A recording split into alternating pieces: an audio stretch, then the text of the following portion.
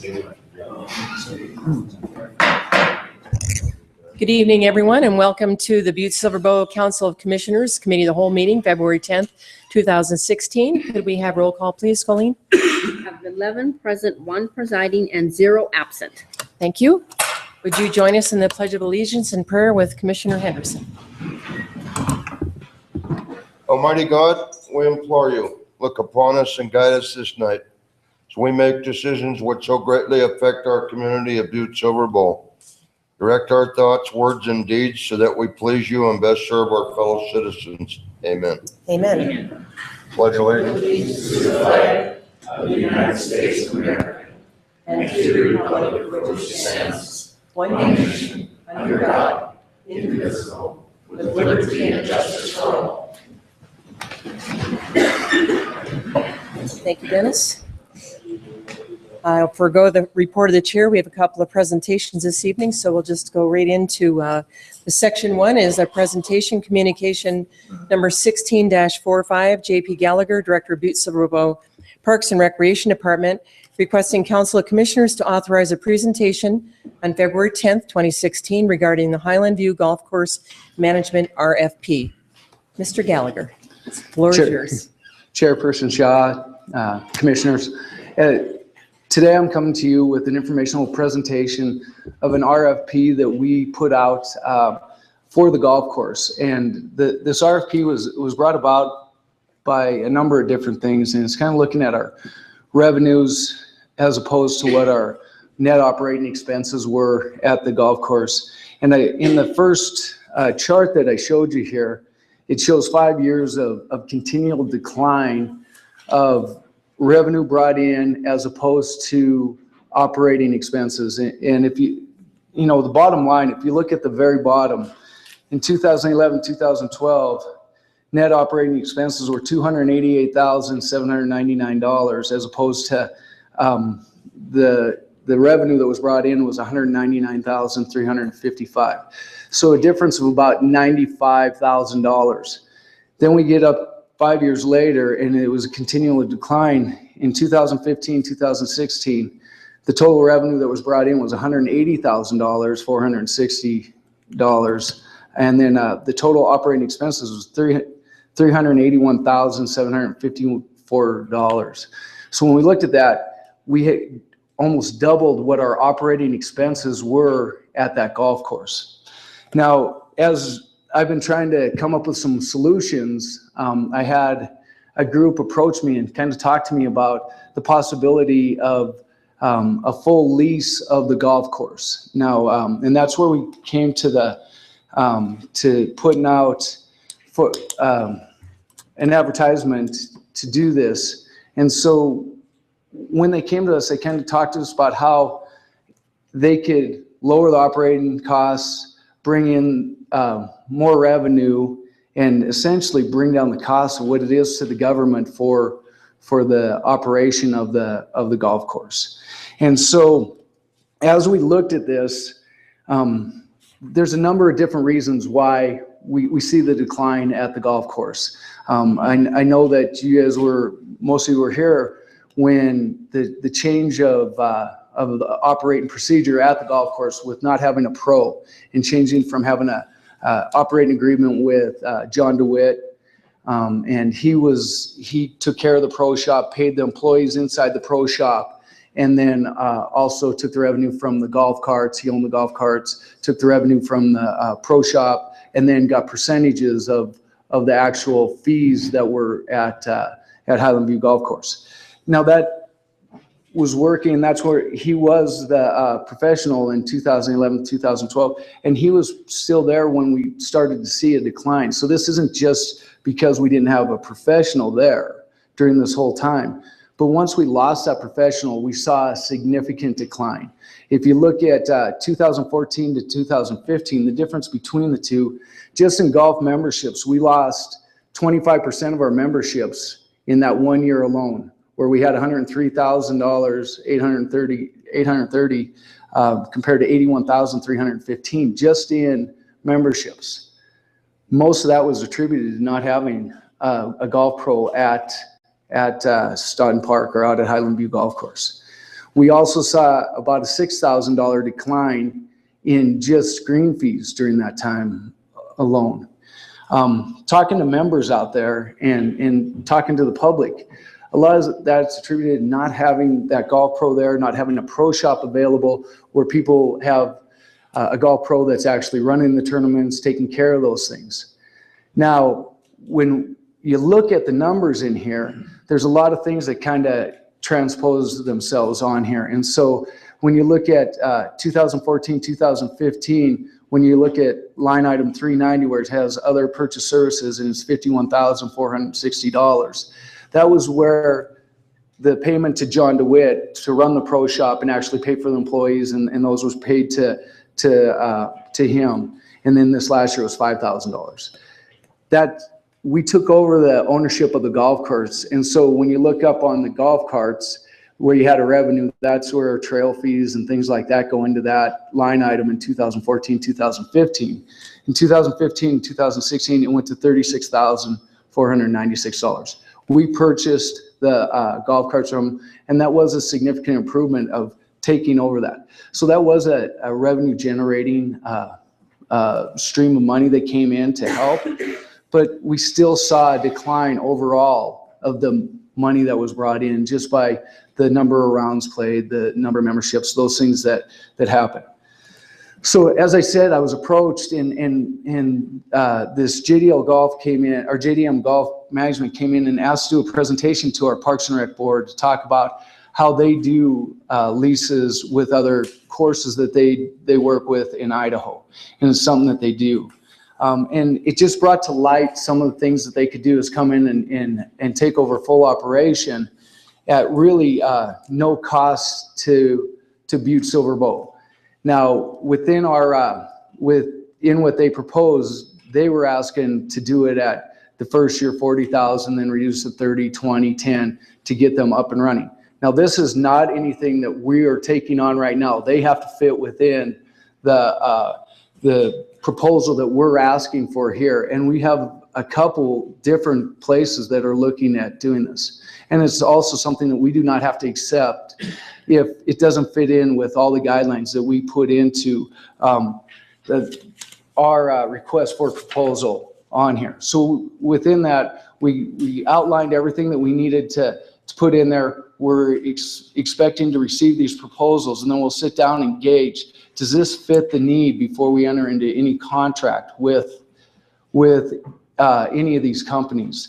The other company that came to us today has ownership of Lake Hills in Billings. They run a golf course there. The gentleman came and did a walkthrough with us today. They didn't do any kind of proposal to us extending anything that they would come forward with.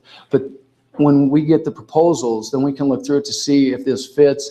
And I know that I was just talking to Commissioner Fisher about concerns of paying somebody that's going to take the revenue from the golf course. And I understand and get that sentiment. We don't want to take our revenues that may be generated, but currently we're not generating revenues. We're operating at a $200,000 loss a year.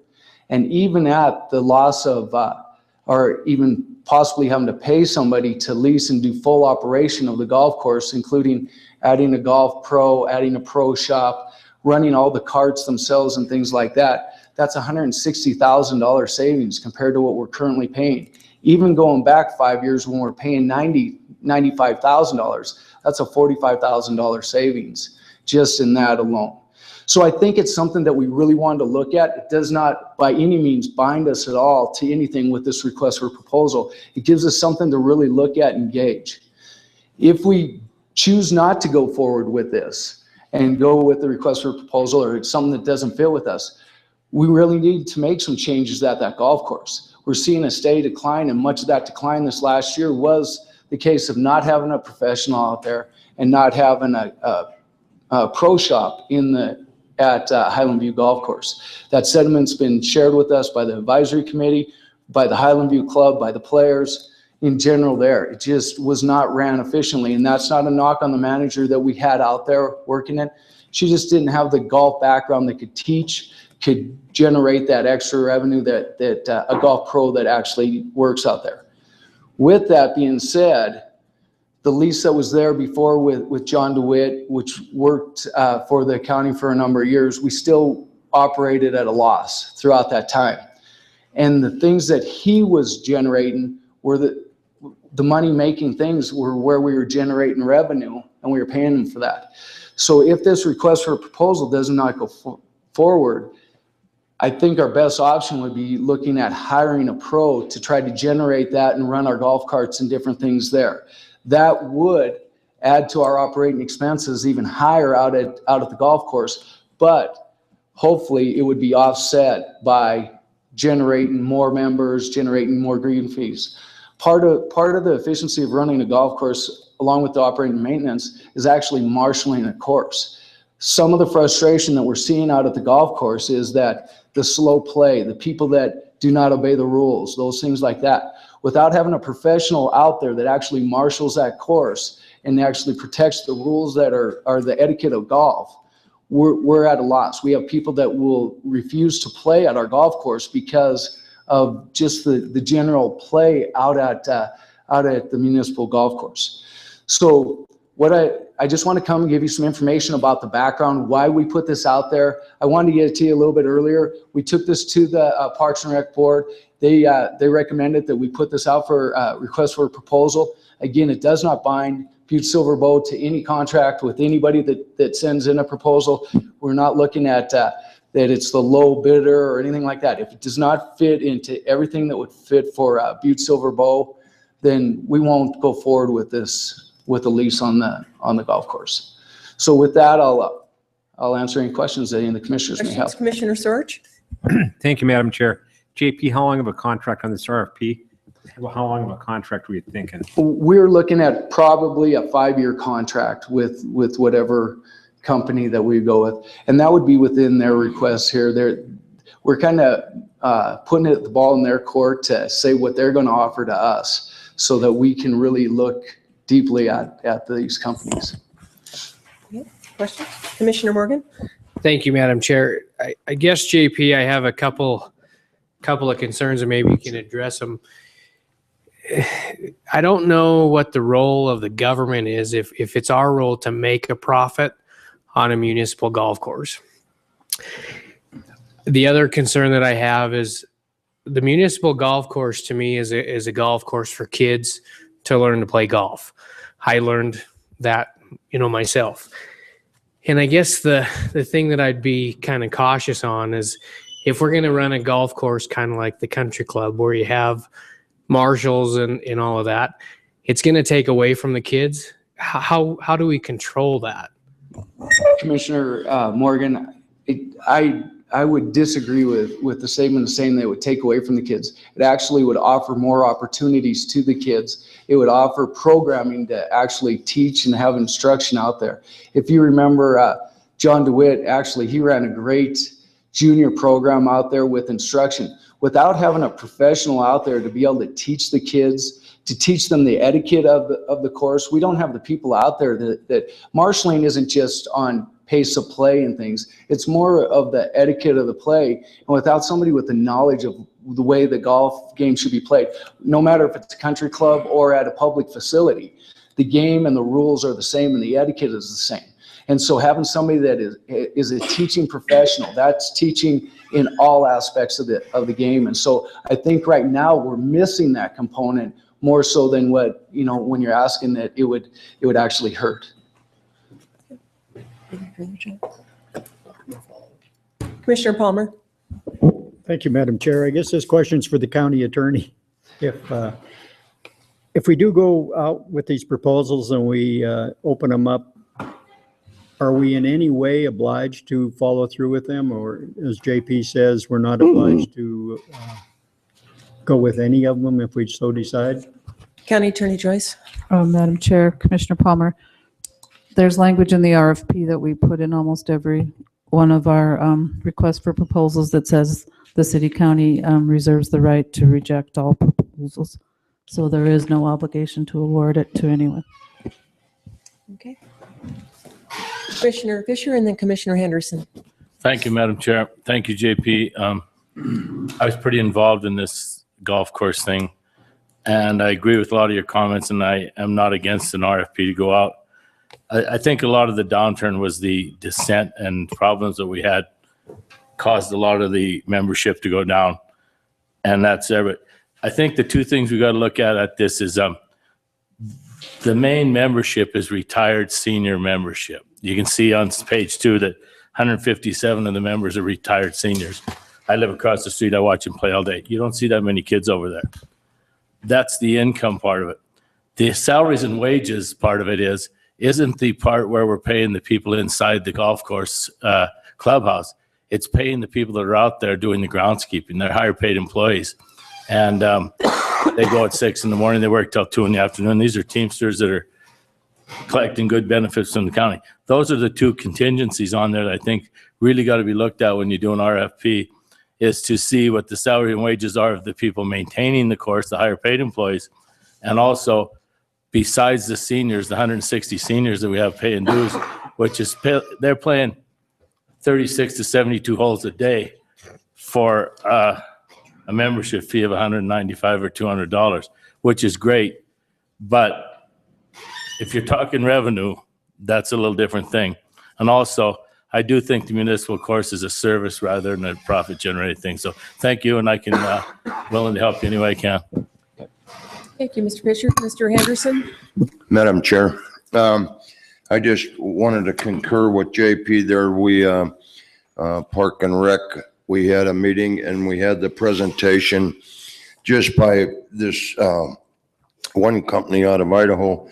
And I think we were all really impressed, weren't we, JP, about how they explained to us about the pro, part of their partnership. The son is a pro golfer on tour, or was on tour, but he explained about the kids, and he really hit home when he was explaining that that's where he's going after, is the kids.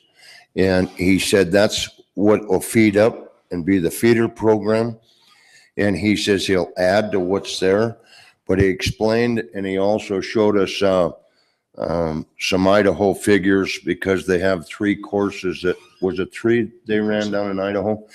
And he explained to us how they changed the whole statute just by really hustling the kids, having all kinds of programs, all kinds of instructional benefits and things like this. So it was really impressive to just see how the private sector does it and eliminate the cost for the city, and they would work very hard to be successful themselves. So they couldn't very well, raise it so high. As he explained, he couldn't raise it high and not have the business. I mean, why would he be there? But they feel that they can run tournaments and all kinds of things that we just aren't able to do at this time with what we have and the people we have. And so that was their take on it, that they could do so many more things to generate so many more tournaments, so many more, get involved with the traveling, what's that called, JP? The junior golf. The junior golf program, where it travels city to city, build that up. And I mean, boy, some of the things they were talking about was really impressive. So that's where Park and Rec came in, and we worked right with JP on that and thought that was a good idea. And just Yeah, to JP. add to what Commissioner Henderson was speaking about, and Commissioner Fisher, I agree with you. Adding that, $195 for our seniors, and I agree that should be a benefit to our seniors, that, it should, we're not looking at that as being the revenue generating source. I think trying to keep those low so that our seniors can play that is awesome. But at the same sense, we're losing seniors that, year to year, and we're not gaining those young players. And I can speak right from experience. I was the head golf coach at Butte High School. We are limited in our junior golf programs in Butte, Montana, in the teaching experience that we have right here in Butte. And that was one of the impressive things. And I didn't bring forward the proposal from JDM Golf because I didn't want to skew anybody's proposal, because we want to make sure that everybody is on the fair has the same shake on the proposals. But that was one of the things that they really did sell us on, is how they're going to increase the kids running camps. You know, we have football camps, basketball camps, you have hockey camps, you have all kinds of different camps that are available. This young man came in and says, this is where I'm going to add the benefit, and I'm going to sell the program to all of our members, including the seniors. I'm going to learn what golf is to people that have never been around golf, kind of like what Coach Ash used to do over for the Bobcats to teach the moms and things about football. Same type of thing. It's kind of, because golf can be intimidating the first time you ever go out there before you ever swing a club. So I think it's just kind of taking in that whole picture. We're missing that piece. We're missing that teaching piece that's going to encourage people to golf. And I think our membership's dropped off because of some of the things that were changed this last year. But golf is dropping off because we're not reaching the kids. Okay. JP, a couple of questions I had. Sure. With this group, first of all, I haven't seen the RFP. I have no idea what we're asking for. Is there some way that the council members could get a copy of the meat of the RFP, what we're asking for? Yeah, Commissioner Shaw, absolutely. I could forward that to everybody here. It was sent out, and so I have one copy here. I didn't make one for everyone here. I just kind of wanted to show you the revenues and things like that, and why we kind of went there. But thank absolutely, you for doing that. It's very telling. So are we asking someone that would they work on a commission or a percentage basis, or how exactly would this entity be paid for their services? Through the RFP, they're going to make the proposal how they want to operate this. We're asking for a full operation of the golf course, which would be taking over the maintenance operation, the pro shop, the pro services, all of those things that are there. And they, within their proposal, how they address that is on them. And if it fits within what we're asking about. I know one of the questions is with our laborers that currently work out there. I know that was with Commissioner Fisher. We do have some hardworking, outstanding individuals that do work at the golf course. We're looking at that they would be absorbed within the Parks and Rec. We could have them working directly in Parks and Rec or within the other services in the government, and nobody would lose their job because of this changeover. We are expanding in Parks and Rec. We have a lot to do there, and many of our other departments have that as well. And by doing so, where we may be reducing a little bit, and I wouldn't want to do this because I know I was affected by it as a kid too, but maybe we wouldn't need as many summer kids because we have a full-time employee that is helping within the parks. Okay, thank you. Any further questions for JP? Commissioner Perdue-Dolan? Thank you, Madam Chair. Thank you, JP.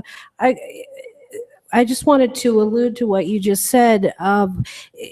Can we afford then to do, if we were to take on this RFP, I guess my first question would be taking on an Idaho company. My comment would be, I'm glad you had a Montana company come in today, but could we afford to take on a private company and then add on or keep on the staffing that we already have, and then keep on the staff of summer employees? Wouldn't that be up to the private company if we would take on that RFP?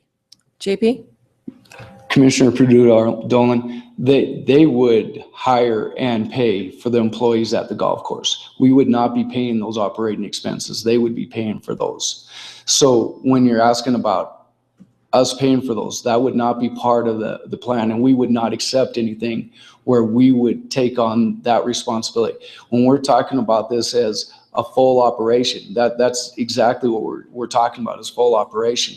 They would incur the expenses, they would incur the insurance, they would incur the bills that come with operating the facility during that time. Now, of course, they're looking at it to generate revenue for them, but in their respect, they're looking at how they can do it most efficiently within what they do. And so Again, this is a proposal that's coming directly to us. We do not have to accept it. If this does not fit within it.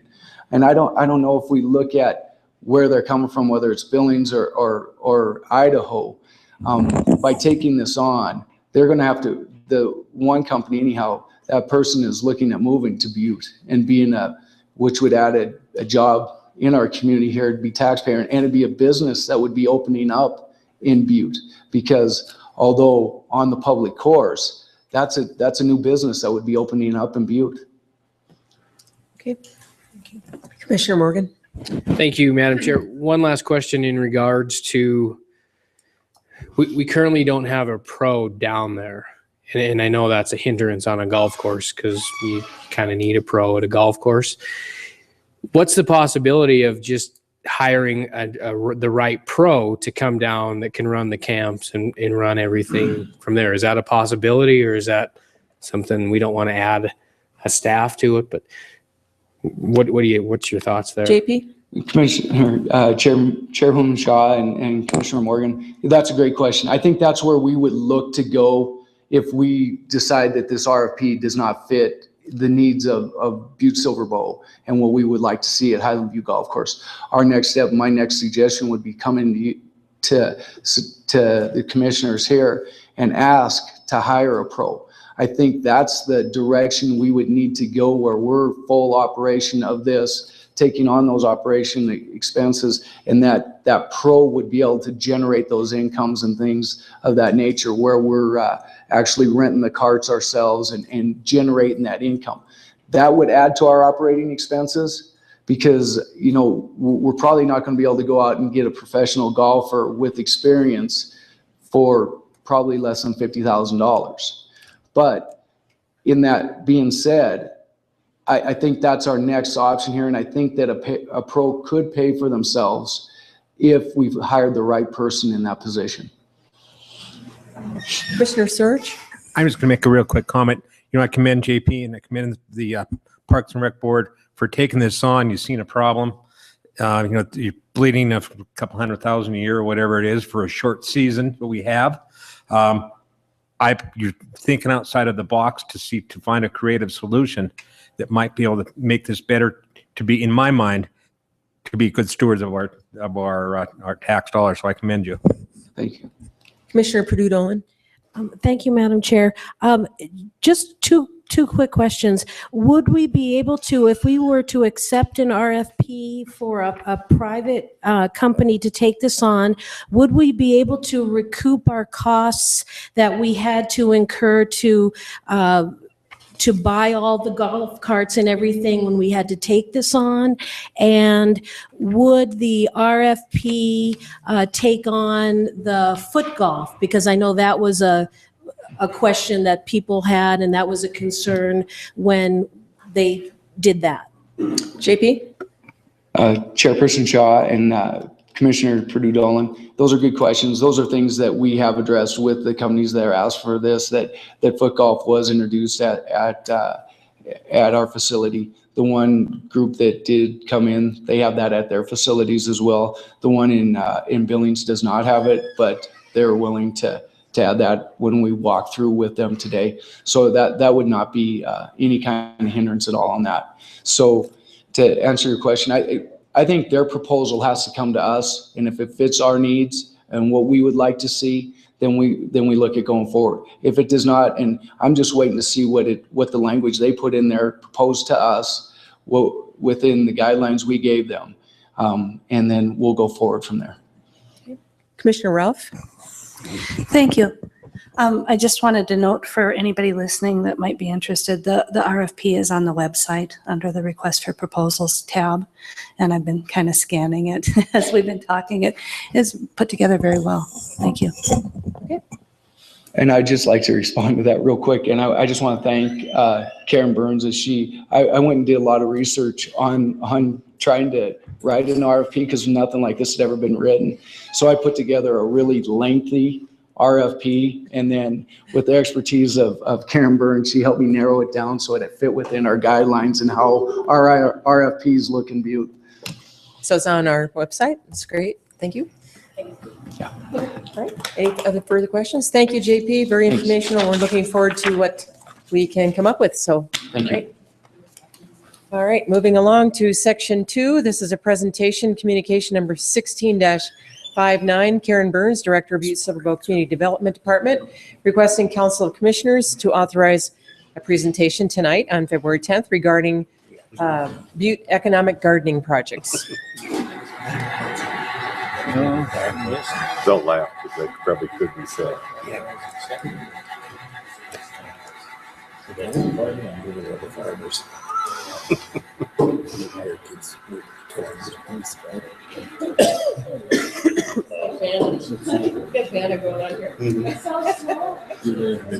gotta give you a good laugh. Karen, the floor is yours.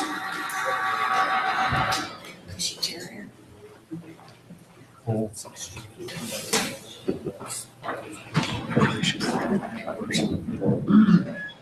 don't want to do my presentation over, do you?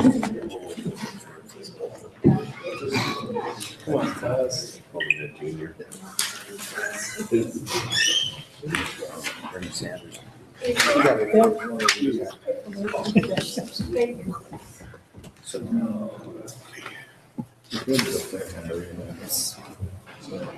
Thank you, Commissioner Anderson.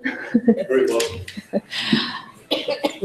As you know, I am Karen Burns, the Director of Community Development for Butte-Silver Bow, and I just wanted to give the council kind of a quick update tonight on our economic gardening activities and what's been going on for the last year. And I realized that some of the commissioners may not have been here when we initiated this first round of economic gardening back in March of 2013.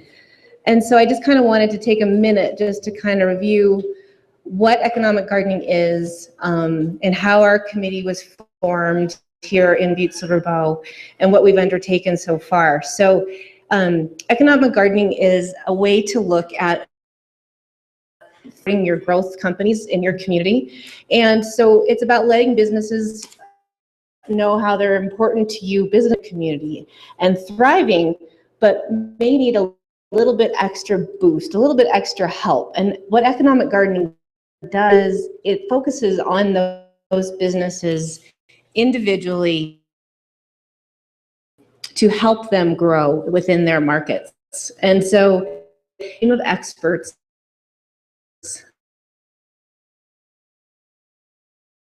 that are focused on this company.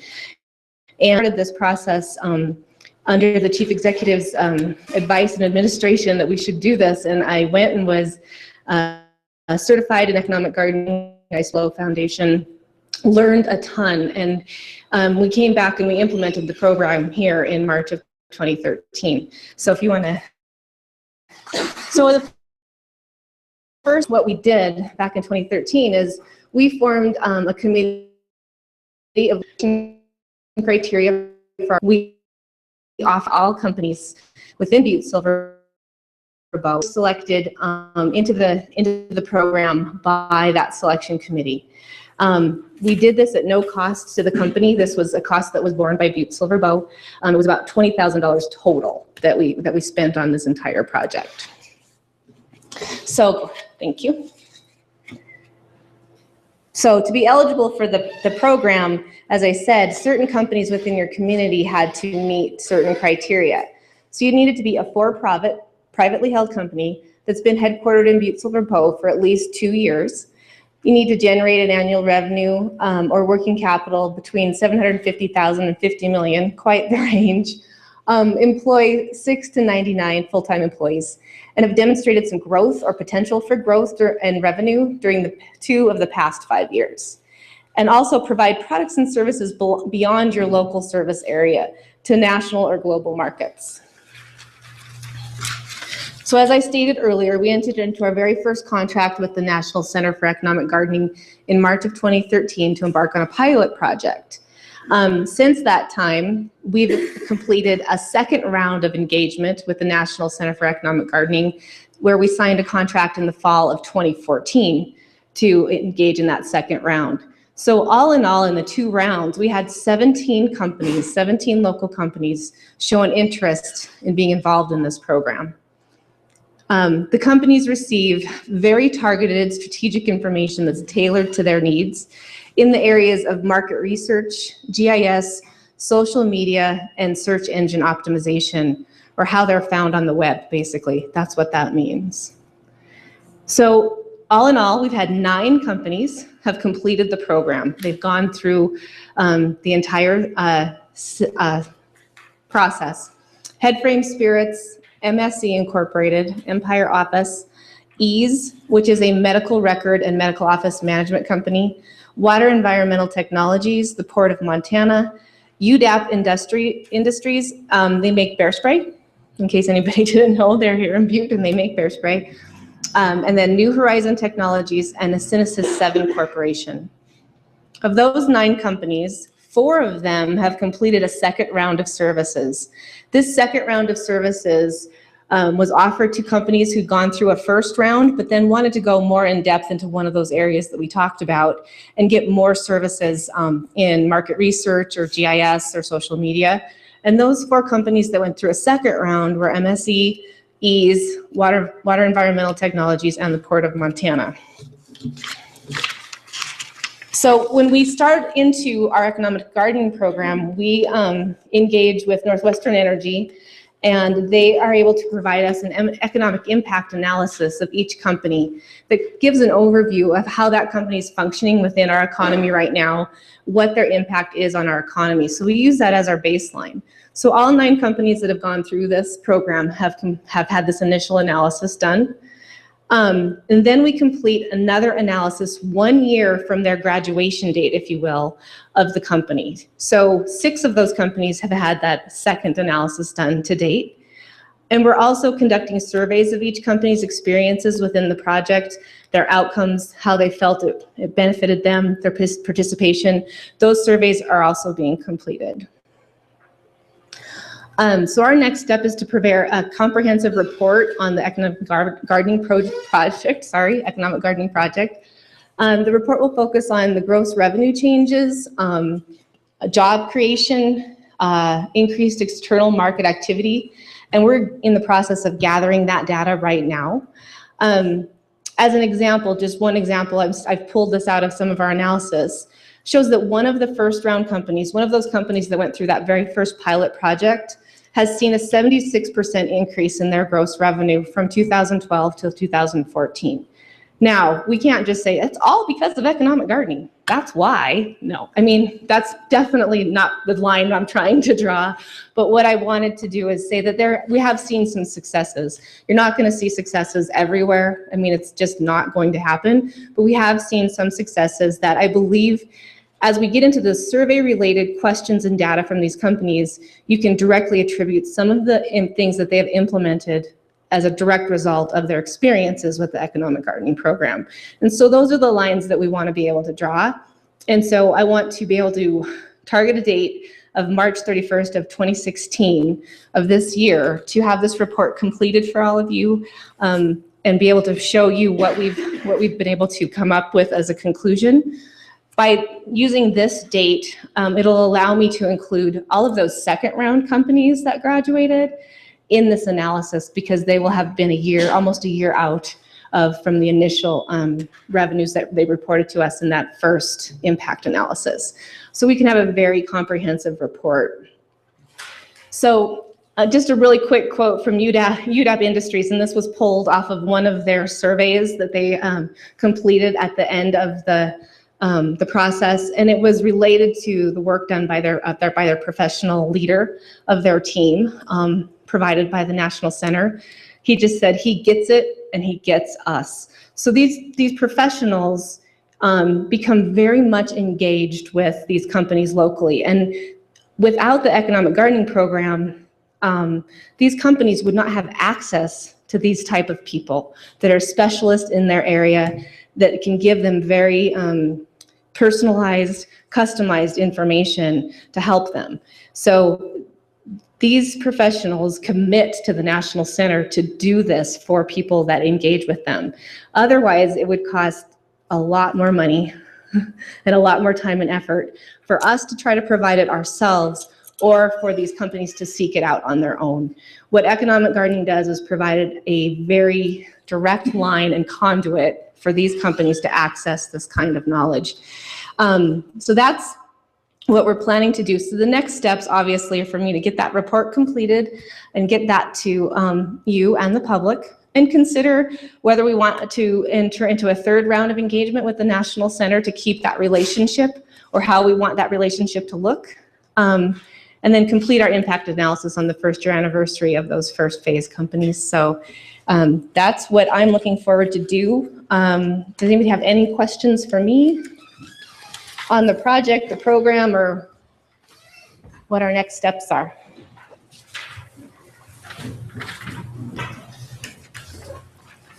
Thank you, Karen. Thank you, Bill. So, any questions for Karen? I just want to quick ask you, just to refresh my memory, which is getting shorter every day, it seems like. How is this funded? Commissioner Shaw, members of council, it is funded through the Chief Executive's Economic Development Fund. Discretionary fund? Yes. Okay, thank you. Any questions for Karen? Can't believe it's been 2 years since we started this. It's amazing. Seems like yesterday.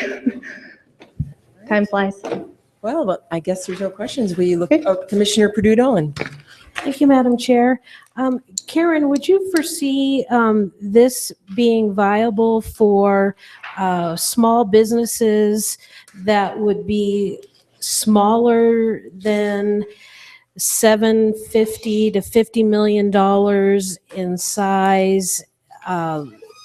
Their equitable position being a lot smaller than that, to be able to compete and to be able to take advantage of this program if you were to offer it again? Chairman Shaw and Commissioner Purdue-Dolan. Economic gardening is very specific in the kind of companies they're targeting.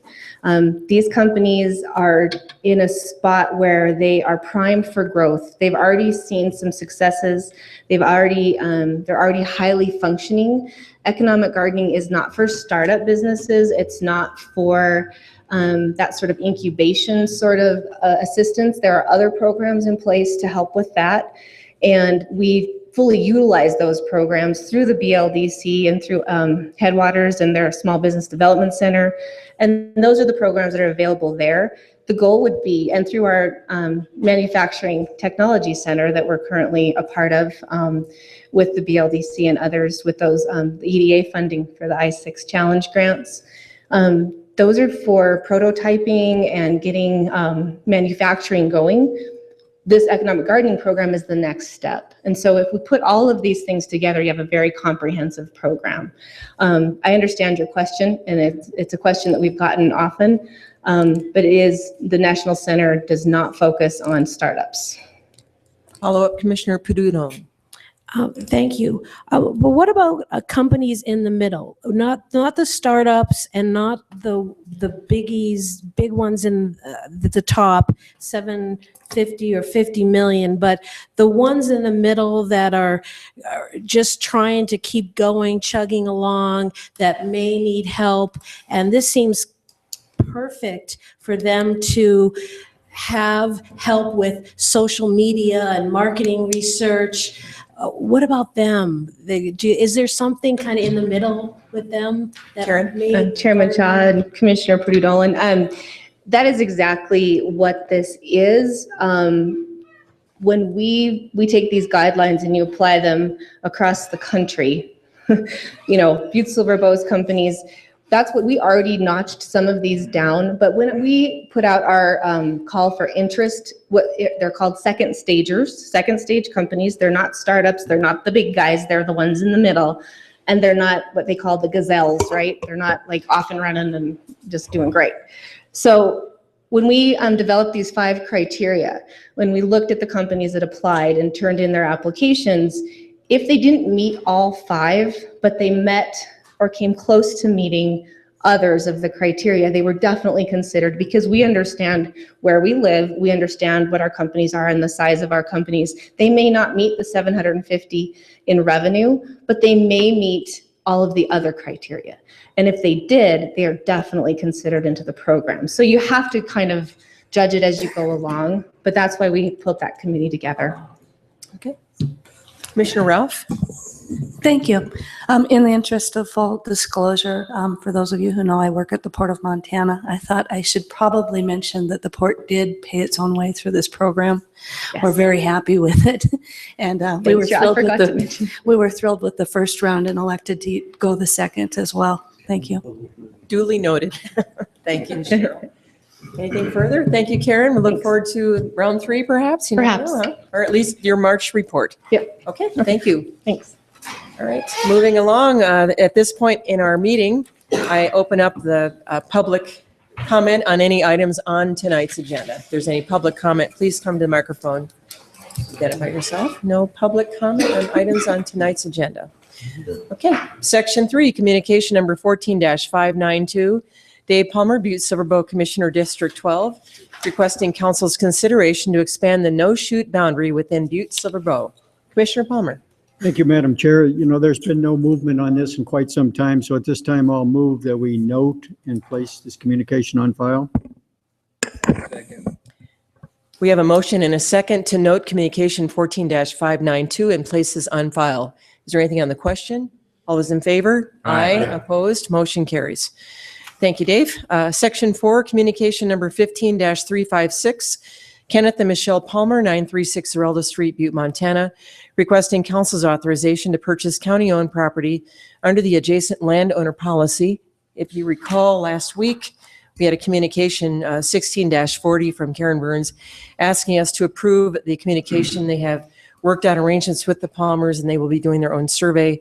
So at this time, I was told that it would be proper and we can go ahead and cross-reference this with that communication and place it on file. Commissioner Morgan? Thank you, Madam Chair. I'll make a motion that we cross-reference communication 15-356 with communication 16-40 and place on file. Second. We have a motion and a second to cross-reference communication 15-356 with communication 16-40 and place this one on file. Is there anything on the question? All those in favor? Aye. Opposed? Motion carries. Section 5, communication number 15-470. Dave Palmer, Butte-Silver Bow Commissioner, District 12, requesting a crosswalk installed on Center Street, speed zone signs to be installed on Center Street, a tree on the corner of Buffalo and Main to be trimmed, and review of the alarm at the fire station. Commissioner Palmer. Thank you, Madam Chair. We did have a neighborhood meeting up in Centerville a week or so ago, and Public Works Department was present there, and at least Dave and Nick.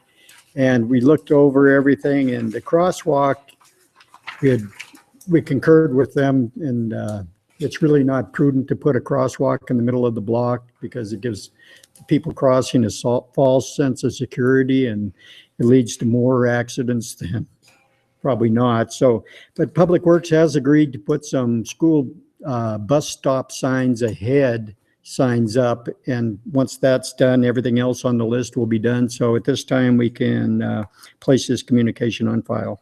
Second.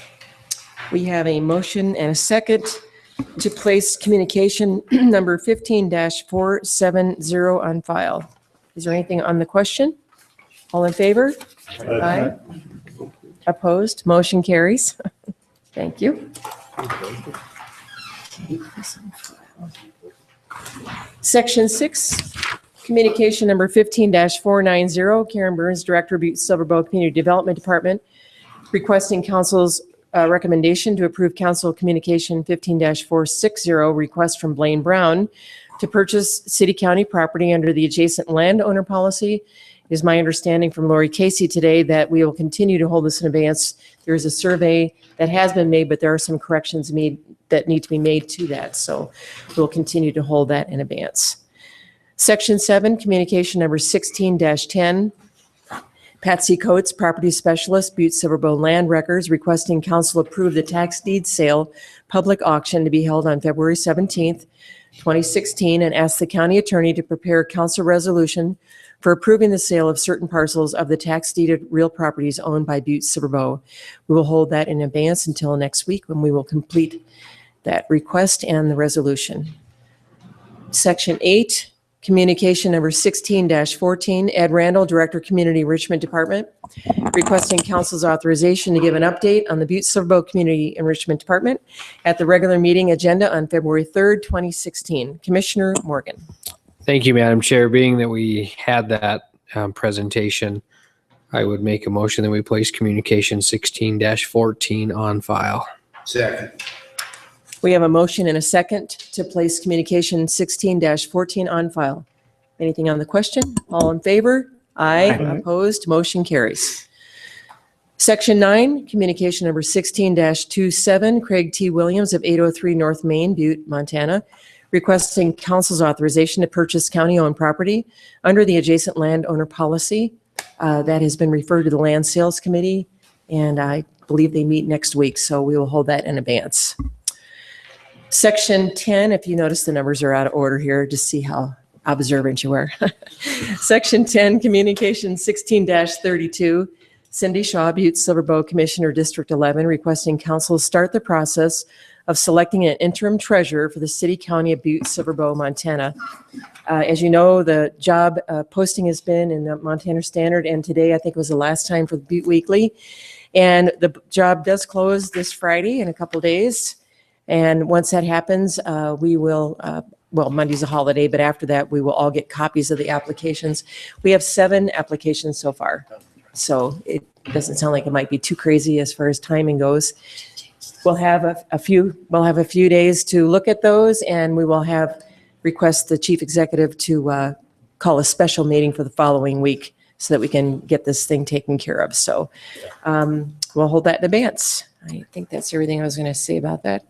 I did have a question for you, Eileen. And so is it okay to distribute the apps to the council members to review at our leisure? We don't have to do it on a council meeting? Okay. Thank you. Yes. Section 11, communication number 16-45, JP Gallagher, Director of Butte-Silver Parks and Recs Department, requesting Council of Commissioners to authorize a presentation on February 10th, 2016 regarding the Highland View Gold Course. That should be golf course. I bet he wishes it was a gold course. Management, RFP. Commissioner Morgan. Thank you, Madam Chair. I'll make a motion that we place communication 16-45 on file. Second. We have a motion and a second to place communication 16-45 on file. Anything on the question? All in favor? Aye. Opposed? Motion carries. Section 12, communication number 16-51. Lori Casey, Assistant Planning Director, Butte-Silver Planning Board, requesting Council of Commissioners to conduct a public hearing on February 24th, 2016 on proposed changes to the urban area growth policy map. We will hold that in advance until the public hearing in 2 weeks. Section 13, communication number 16-59, Karen Burns, Director, Butte-Silver Community Development Department, requesting Council of Commissioners authorize a presentation tonight, February 10th, 2016, regarding economic gardening project. Commissioner Morgan. Thank you, Madam Chair. Being that we had that stellar presentation tonight, I'll make a motion that we place communication number 16-59 on file. Second. We have a motion and a second to place the esteemed presentation by Karen Burns on file. Is there anything on the question? Commissioner Fisher? Thank you, Madam Chair. The letter that's attached to that communication is the wrong letter. It's your letter from communication 12 or 13 or something. Which letter are you referring? For communication 16-59? The hyperlink is incorrect. The hyperlink is incorrect. Oh, okay. 16-59, the hyperlink is incorrect? It's your letter from Oh, okay. communication 12 or something like that. All right, well, we'll make that. Thank you for bringing that to our attention. On the question, anything further? All those in favor? Aye. Opposed? Motion carries. Okay. Just put it in twice, just to make sure people don't forget. Okay, at this time, we open up for any public comment on any public matter not on tonight's agenda. Auditor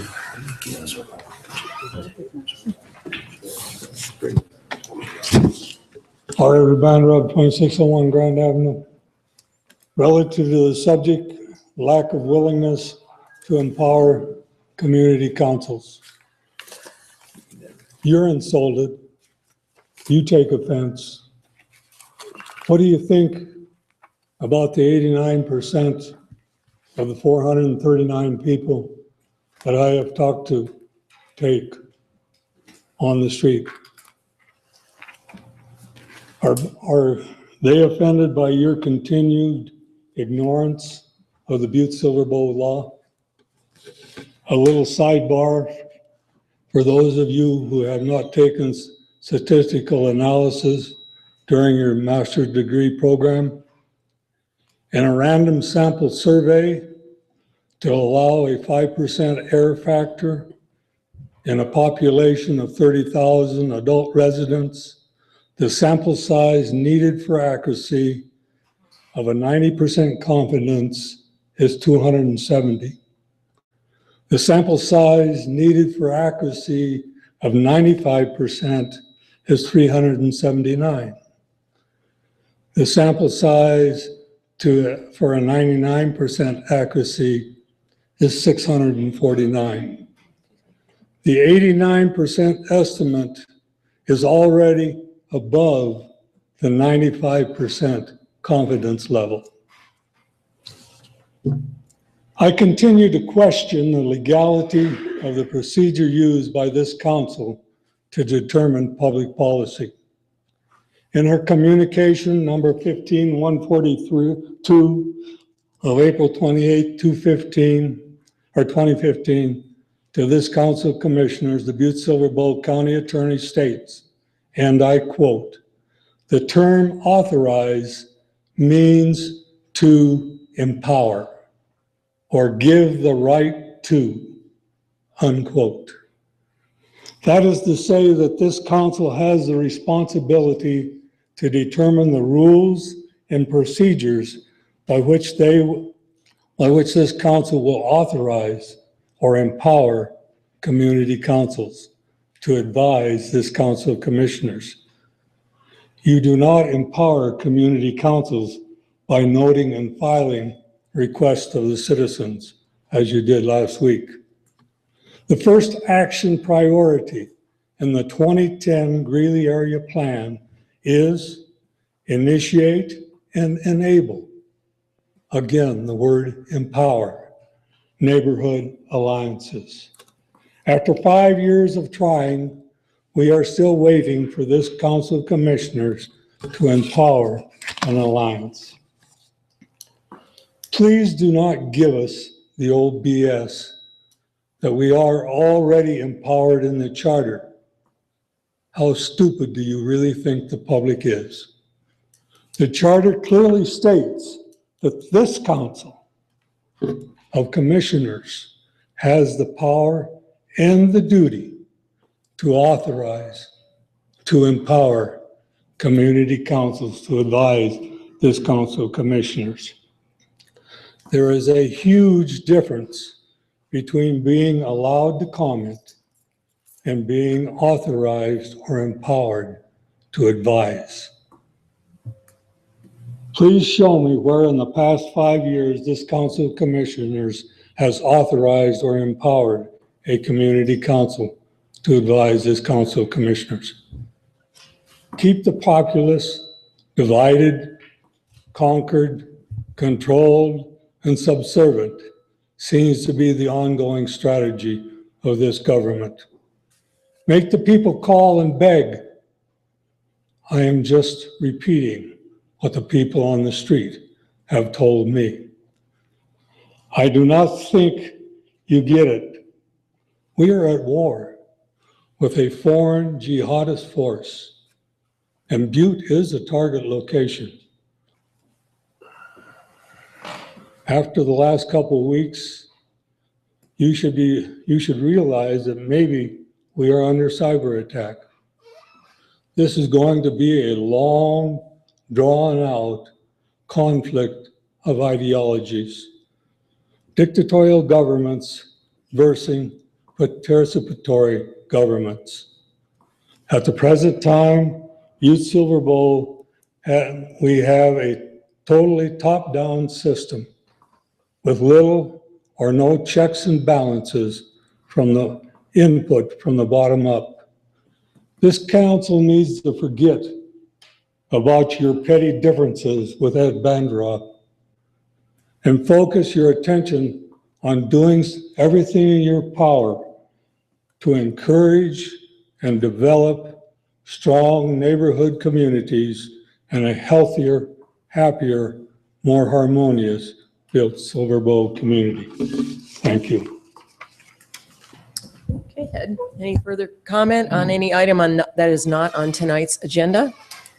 Okay, at this time, I asked Chief Executive Vincent to give us an update on some IT candidates. Thank you, Commissioner Shaw. I just wanted to, we'll have the information posted here on the website as we get the itinerary more laid out. But as you're all aware, we're in the midst of the selection process for a new IT manager, or really our first IT manager. We've narrowed it down to 3 candidates, and I just invite you, we'll be inviting not just the selection committee, but the council, our IT committee members, other department heads, and the public to come visit with these folks. And part of their final selection process is they're being asked to give a 30-minute presentation with question and answer on their vision for IT and technology in the Butte-Silver Bowl looking forward. And so we have 3 finalists. The first one will be on February 16th next week. These are all at the Butte-Silver Bowl Public Archives Auditorium at 4 p.m. First candidate will be Pickens. And again, I probably just won't say their names because we'll have short bios as part of the itinerary on this. And so first one will be on the 16th at 4. The second one will be on Thursday, February 18th at 4. And the final will be on February 25th at 4, at which point we'll have heard and had an opportunity to meet our 3 finalists and can come to a conclusion on who we choose for that position. And we'd like to have everyone to have an opportunity to meet those folks and give us some input before we make our final decisions on that. So again, those dates will be posted on our website in the next couple days, as well as with some information on the individuals who will be presenting. Thank you, Matt. And do you foresee maybe just shortly after the February 25th that your IT committee will be selecting somebody? Yeah, we actually have our IT committee, and then we have our selection committee for this position, which includes some members of the IT committee as well as executive branch and external folks. So yeah, it'll be shortly. We hope to have a finalist offered by the end of this month, and then we'll move forward with getting him here. So great, thank you. And then I also want to ask again, I'm still looking for volunteers. We need to put a quorum together for our proposed Wise River Fire District public hearing. They need a quorum. We need 7 or more of us to be at March 5th is a Saturday at 1 o'clock at the Wise River, I believe it's a community center. And I think I sent an email around. I have Cheryl so far has offered to come, and Bill and myself, Dave, I'll go. thanks for Cindy and John and Dan. Okay. See, now do I have everybody? Let's see, Dave. So that's 6. Search. Yeah, John. That's 7. And do we have any alternates? Just in case somebody can make, I mean, we could have more than a quorum, obviously, Bud? Yeah. Okay. Great. Anybody else? Jim, I got your email. Thank you for that. So, and anybody else that wants to come along, we might consider carpooling to Wise River. I don't know. We'll figure that out sometime before that date, but appreciate it. Shouldn't take long. Jeff won't be there. He told me that he said he would probably be facing a divorce. He and his wife had already made plans for that weekend to go to I don't know, some special thing on the weekend, so he won't be there. But either he'll have the fire marshal or somebody else to take his place. So, all right. Anything else to come before us this evening? Dennis, would you like to share with the class? You're laughing over here. Commissioner Sorich. Thank you, Madam Chair. I won't be here next week. Okay, thank you, John.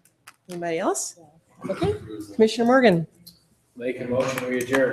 Second. We have a motion and a second to adjourn. All in favor? Aye. Opposed? Motion carries. Thank you all. Hey, John.